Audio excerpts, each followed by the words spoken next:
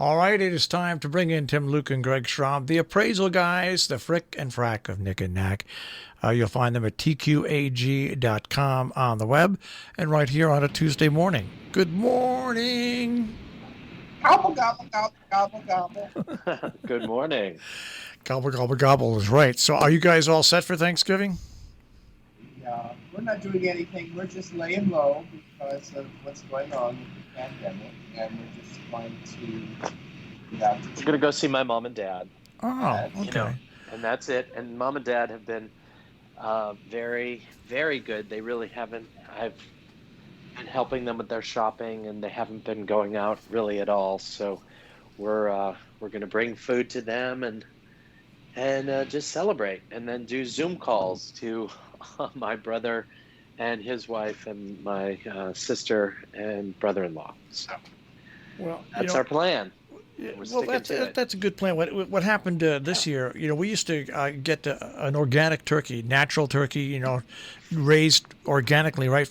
But they stopped doing it a year ago. So we didn't do it last year. We're not doing it this year.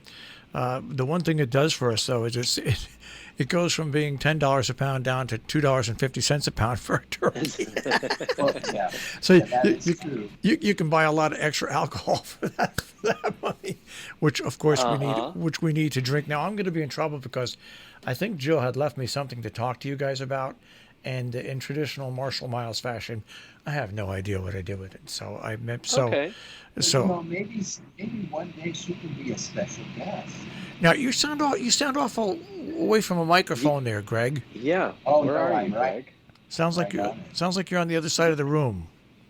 It sounds like you're like on the like at the ocean. I can hear all this, doesn't it, Marshall? Yeah, there's a little in the background. There is. Well, there is.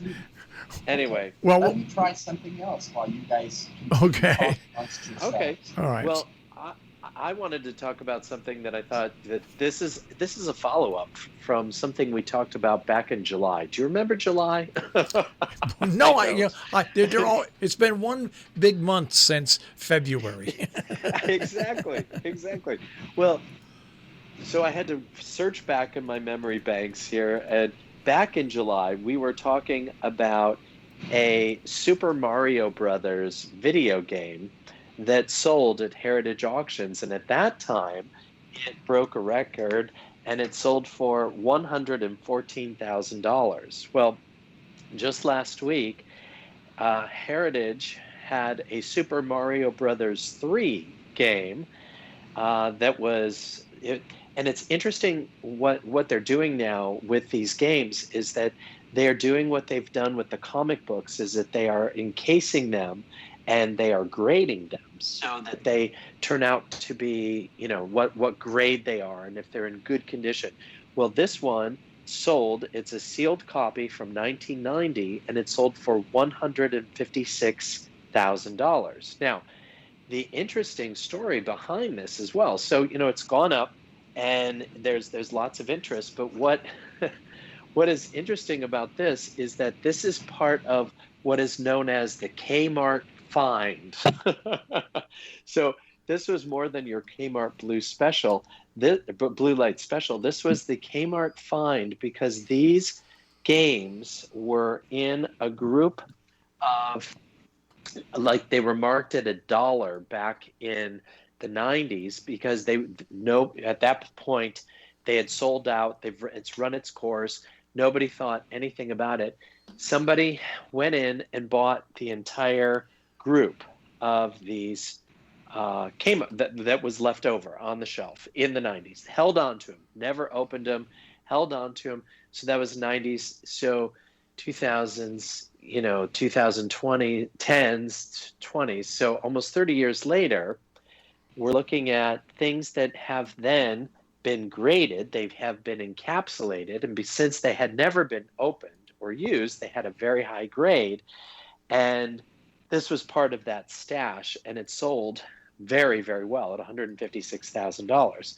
So it's now broken the record, and Heritage just put out a press release just yesterday, or I think it was yesterday or maybe on Friday, saying after this auction, we plan to include video games, sealed and certified video games in every one of our comic and comic art auctions, because every one that and of course the ones that they've had were sold really, really well. So they're looking for those very desirable, interesting video games.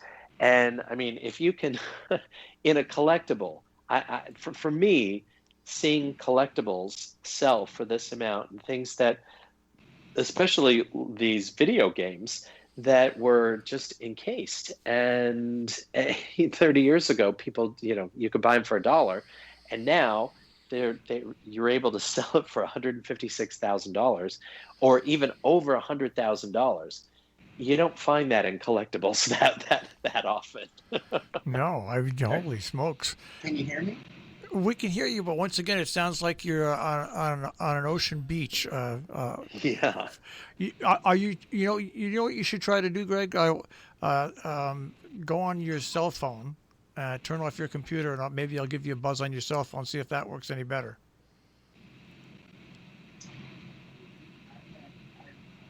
Now we can't hear him at all, Tim. We can't hear you at all. Yeah, he is talking. I hear him in the other room talk. I don't know who he's talking to.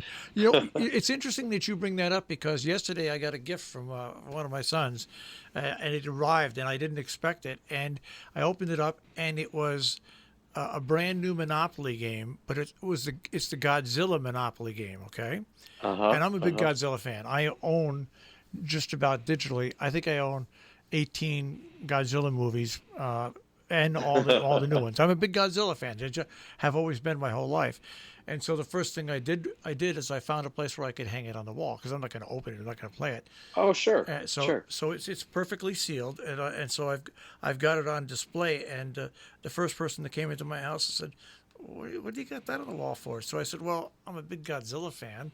I own all the films, so I'm going to save this. And who knows, maybe when I'm long dead and gone, my son who sent it to me can figure out and find out, hey, I spent 20 some bucks on this. Maybe it'll be worth $100. I can get some money back on it." Right. And you know what they'll do is that they will encase them. I mean, there are the grading, the comic grading companies. They've realized that, there's a limited or a limited number. There's a lot, but a limited number of comic books, because once you have your comic book graded and it's already sealed, well, then you don't have to have it graded again. So what they've expanded into to expand their business, other collectibles. So like these video games, they've now encapsulated, and your Monopoly game and things like that, they would then, I would assume, encapsulate, so that the condition can remain, in that great condition.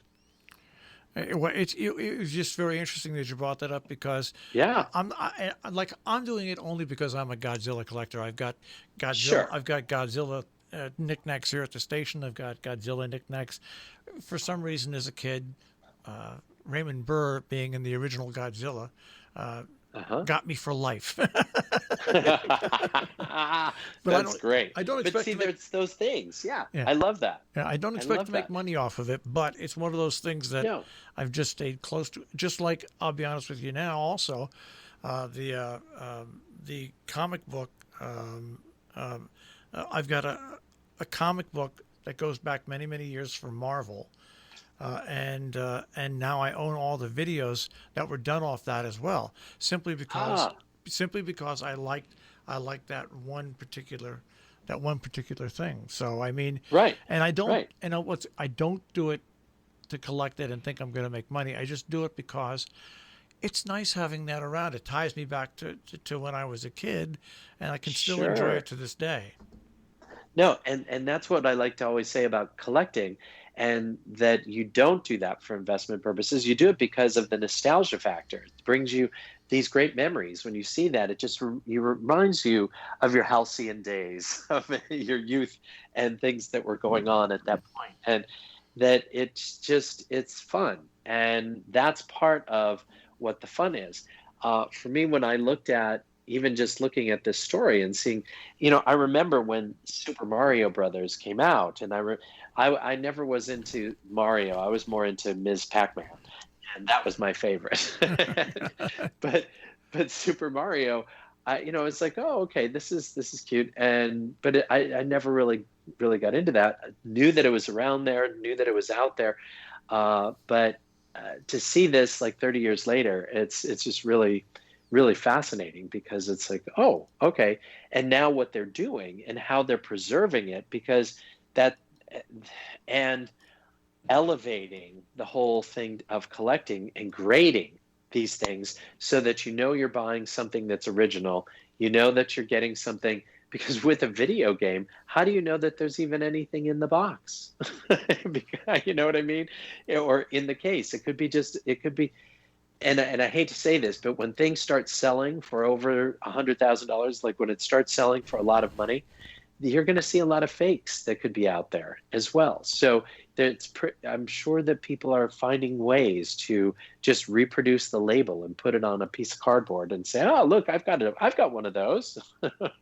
And that's what happens.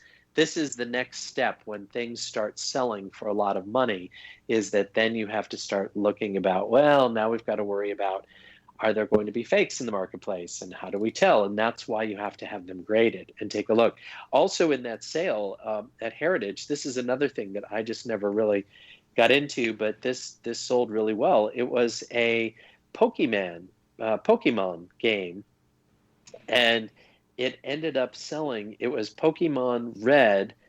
A sealed copy of Pokemon Red became the most expensive Pokemon game sold, and it sold for $84,000. I mean, that to me, I just don't get. But there again, it was the best condition, and what it comes down to is that there is desirability on some of these games and these things that were popular at that time, and and I think a lot of it is, you can see the evolution in the gaming world or games, from these cartridges to now these larger than life, these action-packed games that are going on and everything. And it'll be interesting to see where we are in the next 10 years with all the technology. So it harkens back to, this, and it's hard to believe that something like Super Mario Brothers, but that becomes vintage and desirable to the gamers. Look at all those Atari games. Yes, I used to be a big Atari game person. And of course I got rid of them over the years. But the Atari games now, if you have the originals. What was the story? They do well. One guy dug up a whole bunch of Atari games that were in a dump site, and they had been under dirt, but he still sold them for a fortune. Yes, and it's those sort of things. So, and it goes back to what we've talked about in the past before. It's when you get to the first of anything, a first in a series, the beginning of a series, or as you're getting to the end and they're not going to have any more. It's those become very desirable.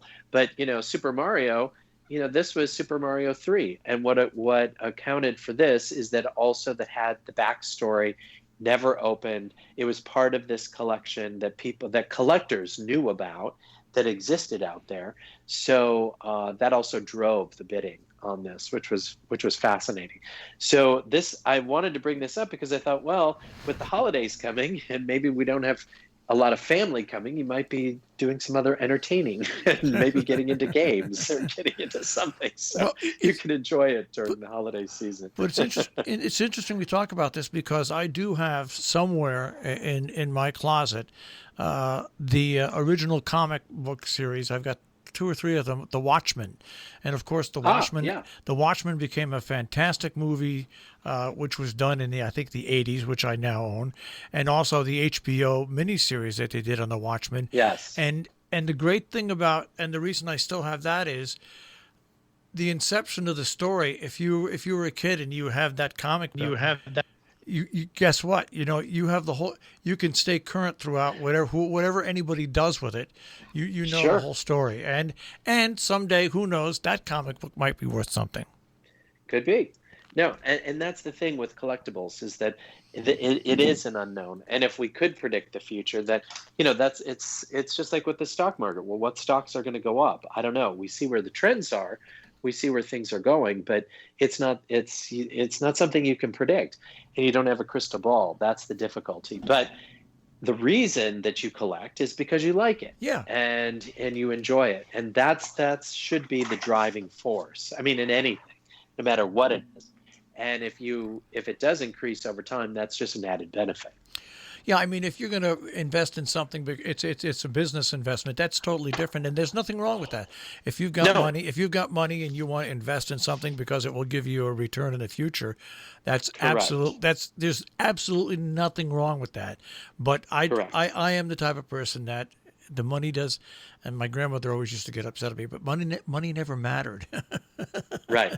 Like that to but me. also, Marshall, what I would add is that if you are going into that and doing it for investment, you better go in with your eyes wide open and realize that you may also lose a lot of money. Well, because if you I was just going to say that if you're somebody who knows about investment, it's a great angle. If you're somebody that once again bought 5,000 Beanie Babies, well, wrong thing, because you're just falling for the hype and the things that are going on out there. And it's the same with collector plates and just different things that were just mass produced and that nobody really wants or is even interested in. So I think we've lost Greg. I think he went into the surf. You know what? I think from now on, what we're going to have Greg do is not use his. He probably has that fancy setup for the Silver Chef. Not to use that, just to use his iPhone from now on, and I'll connect him on the iPhone, and I think that'll work better. I think that's what, because there's always been some feedback problems and stuff because his setup is so crystal clear. Maybe we'll just see if you can nudge him just to use the iPhone. Is that better? Can you hear me? Oh, now we can. Yeah, yes. You are. What'd you do? I switched over to my iPhone. Yeah, I think we should said. leave it on your iPhone from now on because your setup is so good there. Normally, it's so crystal clear. We even get feedback, but the iPhone sounds perfect. So let's do it that way from now on. I can't believe I got in just enough time to make one sarcastic remark. Okay. and there it is, right there. Well, we have a minute and a half if you want to make more sarcastic remarks. Oh my gosh, no. I'll use my earbuds and my iPhone from now on. Yeah, because it sounds great. It sounds great. Yeah. It sounded like you were slowly fading away, lost like in space, and we were losing contact with you there. Yeah, like kind of like the whole year. Well, guys, kind of. I want you guys to have your safe Thanksgiving and have a great time. I miss you guys not coming. You guys is too. I miss you guys not coming up here every year, but at least we get to chat every week on Skype. Yes. No, and we appreciate that, and we just hope that everyone has a safe and and a happy, and be grateful. I mean, at least we do have. This is just for right now. We do have a lot that's coming up as far as vaccines and things. So even though it seems like it's bleak and it's like, oh, just hold on, we'll get through this and move on so that we can get back to some sort of semblance of what we recall as air quotes normal. Well, to quote that famous little redhead, the sun will come out tomorrow. Oh, Sure. Bet your bottom dollar. Tomorrow. All right, guys. I won't speak to you tomorrow, but I'll speak to you next week. Have a happy Thanksgiving. Hey, you too. Hey, you too, Marshall. Take care, buddy. Take care, guys. Tim Luke and Greg Schraub, the appraisal guys, the frick and frack of Nick and Knack with Appraise, this here on Robin Hood Radio. And if you missed it, you can get it anytime you want on demand, robinhoodradio.com. Click on demand, click on Appraise This. And we've got all the shows cataloged there at robinhoodradio.com on demand.